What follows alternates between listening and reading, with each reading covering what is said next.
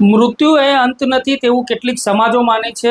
અકાળે જીવ ગયેલા લોકોની આત્માઓ અલગ અલગ જગ્યાઓ ઉપર અશાંતિથી વણસતી રહે છે અને તેને શાંતિ અપાવવા માટે મોક્ષ તરફ લઈ જવાની કેટલીક ઘટનાઓ દિન પ્રતિદિન જોવા મળતી હોય છે। જોકે આવી અંધશ્રદ્ધાઓ હજુ પણ માનવ જીવનમાં ઉદ્ભવેલી છે તેવા જ દ્રશ્યો દાહોદમાંથી સામે આવવા પામ્યા છે।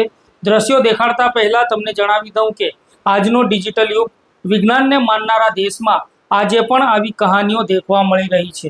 કેટલીક સમાજોમાં વર્ષોથી ચાલી આવતી પરંપરાઓ રહેલી છે જે આજે પણ યથાવત છે।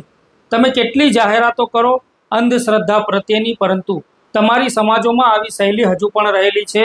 આજે દાહોદના ઝાયડસ હોસ્પિટલમાં મધ્યપ્રદેશના ભુવાને લઈને એક ગામના પરિવારજનો આવે છે, જેમાં ઝાયડસ હોસ્પિટલમાં થોડા મહિનાઓ અગાઉ એક વ્યક્તિનું સારવાર દરમિયાન મૃત્યુ થયું હતું અને તેની આત્મા હજુ પણ ઝાયડસ હોસ્પિટલની આસપાસ ભટકી રહી છે।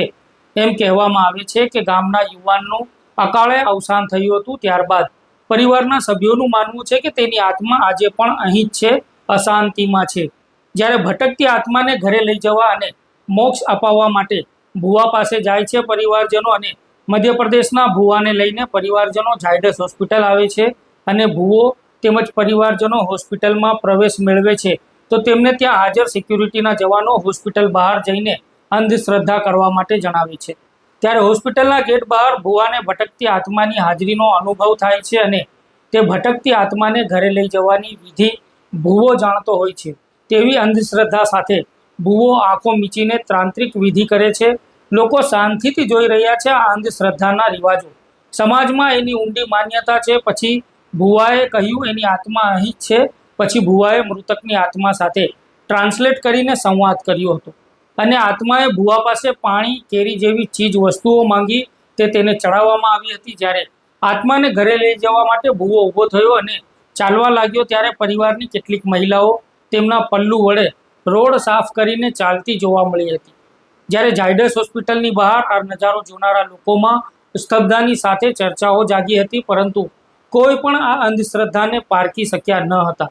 હવે મળતી માહિતી અનુસાર સમાજમાં આ પ્રમાણેની વર્ષોથી ચાલી આવતી પરંપરા આજે પણ 21મી સદીમાં ટેકનોલોજીનો જમાનો, આધુનિક ઉપકરણોનો જમાનો, ડિજિટલ જમાનો અને વિજ્ઞાનના સમયમાં આ પ્રકારની અંધશ્રદ્ધાઓ રહેલી છે। હવે આ ભુવો આત્માને ઘરે લઈ ગયો છે જ્યાં તેને શાંતિ મળે તે માટે આ ભુવો તેના ઘરમાં વિધિ કરશે અને માનવામાં આવે છે કે ત્યાં આત્માને મોક્ષ અપાવશે। આજના આધુનિક સમયમાં પણ આ રીત અંધશ્રદ્ધાથી જળવાઈ રહી છે, કારણ કે દરેક સમાજના અંતરમાં છે માનવતાનું એક અનોખું રૂપ। કેટલીક સમાજની સંસ્કૃતિમાં છે એક અજાણી દુનિયા જ્યાં મૃત્યુ પછી પણ આત્માના આરામ માટે વિધિઓ કરવી પડે છે।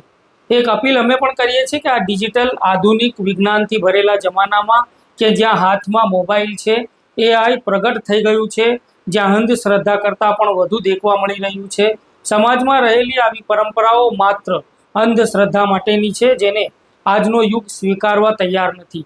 તે છતાંય મનમાં રહેલી આસ્થાનું ગળું ઘોંટવાનું કામ આપણે જાતે કરી રહ્યા છે। અમે આ વિડીયો બતાવ્યો એ માત્ર અંધશ્રદ્ધા પ્રત્યેનો છે અને સમાજમાં આ બતાવવું જરૂરી હતું, તેના અમે પ્રયાસ કર્યા છે।